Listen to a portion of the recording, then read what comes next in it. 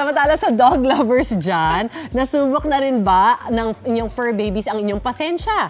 Tila yan kasi ang nangyari kay Kuya Kim Atienza. Oh. Bad dog. Don't do that.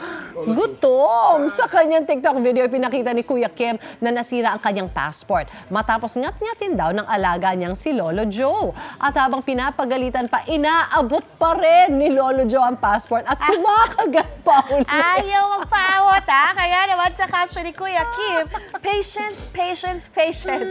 Sabi naman ng isang nag-comment, ikaw ang pagagalitan ko, Kuya Kim, kasi hindi mo nilagay sa tamang lagayan. Nga naman, paano nahanap ni Lolo Joe yan? Binuksan ba yung cabinet? Naku, yung visa, mukhang nandun pa yung visa. Mutay mukhang luma na, may ano na eh. Meron ng punch na.